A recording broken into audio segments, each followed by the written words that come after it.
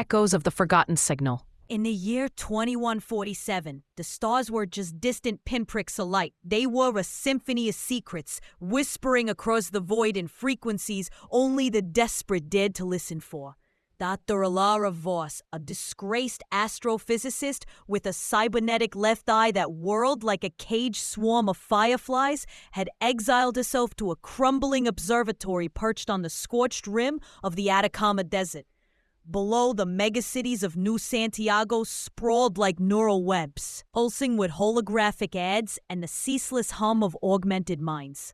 Up here, amid rusted parabolic dishes and wind-scoured concrete, Elara found solace in the silence, or so she told herself. Her days blurred into nights under the relentless Chilean sky, sifting through petabytes of cosmic noise from the global array.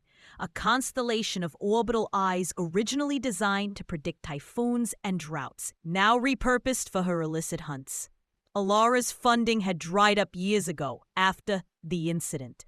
The lab fire that claimed her father, a pioneering quantum engineer, and left her with a socket full of shrapnel and a gaze that saw too much. The official report called it an accident, a volatile antimatter prototype gone wrong. Elara knew better. It was sabotage, whispers of corporate espionage from rivals hungry for his crystal matrix tech.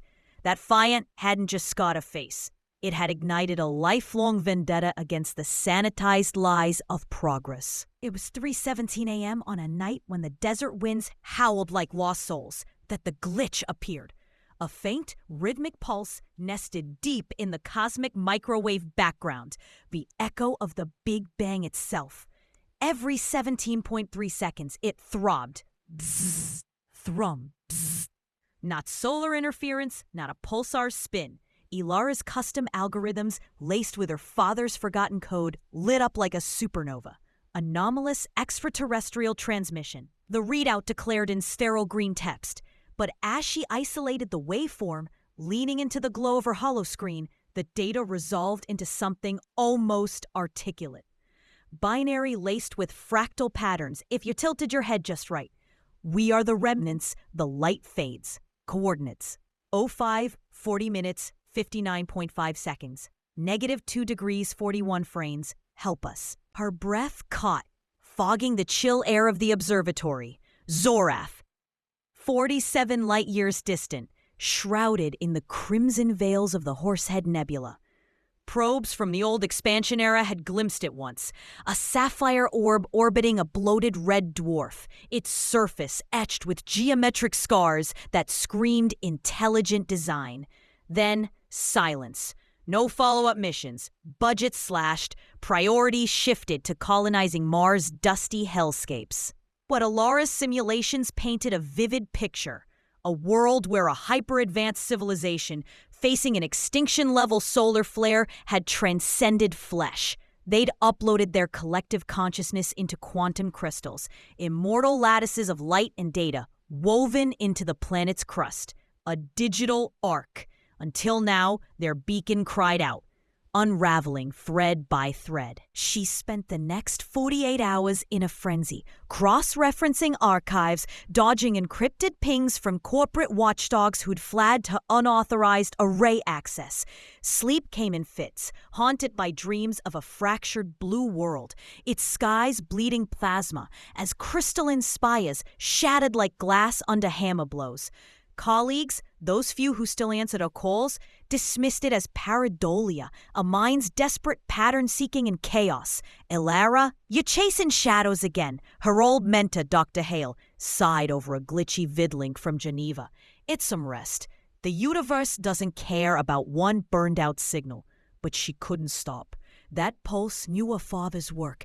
Its fractal echoes mirrored his crystal designs, as if the stars had been eavesdropping on her grief. By dawn of the third day, resolve hardened into action. No bureaucracy would fund this folly.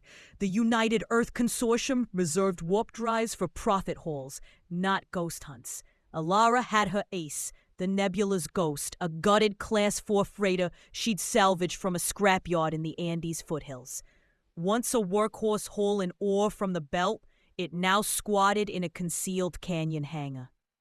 its hull patched with black market graphene and fueled by illicit antimatter cells smuggled from Luna's underbelly. She needed a crew, trustworthy misfits, not glory seekers. First came Aiko Tanaka, the ex-corporate shuttle pilot with ink-black hair cropped sharp and tattoos that bioluminesced under ultraviolet scanners, mapping the scars of her past like a star chart. Aiko had bolted from Neo-Tokyo's debt cartels after a botched heist left her owing more favors than she could repay. "Stars don't judge," she drawled over bootleg sake in a dust-choked cantina, eyeing Elara's flickering eye. "But if this is suicide, make it quick." Next, Jax Harlan, a mountain of a man, with skin like weathered leather and a right arm replaced by a hydraulic behemoth that whined with every flex. Jax had been a rig foreman on Titan until a rogue mining AI crushed his crew. He survived by sheer spite, welding his own prosthetic from debris. "Beats punching ice for scraps," he grunted, hefting a toolkit onto the ghost's ramp. Last was Elara Voss. No relation, but the coincidence stung. A 16-year-old prodigy from the sprawl's undergrid, her fingers a blur on neural interfaces, eyes hidden behind augmented reality specs that painted the world in code rain. Orphaned by a net collapse riot, Neura spoke in bursts of syntax. "Signal's clean, no malware, I'm in." They launched at midnight under a moon stained rust-red by atmospheric scrubbers.